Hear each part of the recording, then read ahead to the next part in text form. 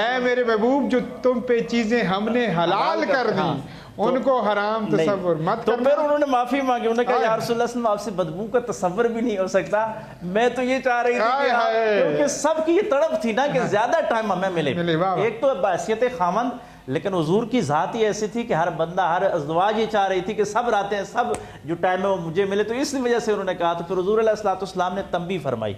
اور آپ نے جو خرچے والی بات کی وہ بھی عصر حاضر کی خواتین، یہ آج کا مسئلہ نہیں ہے، یہ حضور علیہ السلام کی ازواج مل کے گئی آقا علیہ السلام کی بارگاہ میں کہ ہمارا خرچہ بڑھا دیا جائے۔ ٹھیک ہے، میرے آقا کی دو مثالیں بڑی آج کل کی عورتوں کے لیے بھی اور آج کل کے مردوں کے لیے۔ حضور علیہ السلام نے ان چاروں کو کہا کہ حالات ایسے ہیں، خرچہ نہیں ہو سکتا، اور آقا علیہ السلام نے 1 مہینے کے لیے علیحدگی اختیار کی، اور جس میں حضرت عمر جاتے ہیں، وہ مشہور بات کہ حضور کھردری اس پہ آرام فرما رہے ہیں، اور حضرت عمر رو پڑے کہ کیسر و کسرا کے لیے اتنے اور آپ کے لیے، تو حضور نے فرمایا کہ تو اس پہ خوش نہیں ہے کہ ہمیں آخرت کی بارے ملے؟ تو پھر حضور نے حضرت عمر کو کسی انصاری نے کہا کہ لگتا ہے کہ حضور علیہ السلام نے ازواج کو ڈائیورس کر دیا ہے۔ حضرت عمر کہتے ہیں کہ 1 مہینہ حضور الگ رہے، ایک الگ اس میں مکان میں رہے، مکان بھی آتا ہے اور کہیں کہیں چھت یا بالا خانہ عرب کی روایت کے مطابق، لیکن حضرت عمر کہتے ہیں کہ جرت کر کے 3 دفعہ حضرت عمر نے پوچھا کہ غلام سے کہ اجازت ہو، تو حبشی غلام حضور نے صرف ایک ساتھ رکھا تھا،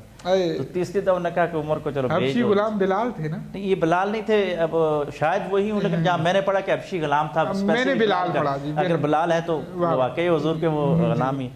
تیسری دفعہ گئے تو حضرت عمر نے پوچھا بڑی جسارت کر کے کہ یا رسول اللہ صلی اللہ علیہ وسلم آپ نے سب کو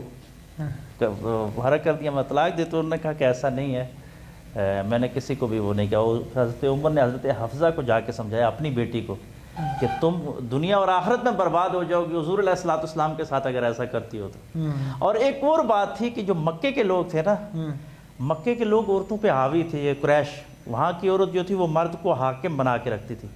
مدینے کی جو عورت ہے نا، اس کی جبلت میں یہ تھا کہ برابری پہ چلتی تھی، اس لیے حضرت عائشہ دعا دیتی ہیں کہ حیض و نفاس والے مسائل اللہ مدینے کی عورتوں کو رکھے کہ انہوں نے پوچھے ہیں، ہم میں تو اتنی وہ نہیں تھی کہ کیپیسٹی کے پوچھ بھی سکتی، یہ بڑی بے باک تھی۔ ہجرت کے بعد حضرت عمر کہتے ہیں کہ ہماری جو قریش کی عورتیں تھیں نا، یہ بھی ان کے ساتھ رہ رہے کہ بیلنس کی طرف چلے گی، عورت کو دیکھ کے وہ تو ہو گئی، لیکن معاملہ تھا۔ لیکن اڈمن کا آج اور دنیا کی بڑی چیز دیکھیں کہ حضور علیہ السلام نے اس سارے عرصے میں 11 گھر بھی بھگتائے، دنیا کا نظریہ، جغرافیہ، حکومت، اقتدار، سب کچھ بھی کیا۔ آج ہم سب میں ایک گھر ہے ہم سب کا، اور ہم کہتے ہیں یار پوری نہیں ہو رہی، تو یہ اڈمن کی بھی دیکھیں حضور کی معجزہ تھا، حضور نے سب کو پورا بھی کیا، لیکن اس وقت بھی مسائل تھے، اور اگر آپ کے پاس وقت۔ اچھا ایک اور چیز، مسائل شاید اللہ تبارک و تعالیٰ نے تب دیے مجھے اور آپ کو، ہم سب کو سمجھانا بھی تو تھا نا۔ ٹھیک ہے، میرے آقا تو گزارتے زندگی تو بے شک گزاری جا سکتی تھی، اس میں کیا معاملہ تھا؟ میرے آقا 4 شادیاں کرتے، 2 کرتے، 1 کرتے۔ اب آپ بات کر رہے تھے تو مجھے جہاں پہ ذرا ایک چھوٹا سا جو ہے نا وہ بولنے دیجیے گا آپ دونوں حضرات، کہ جب محبت کی بات آتی ہے نا، جیسے آپ نے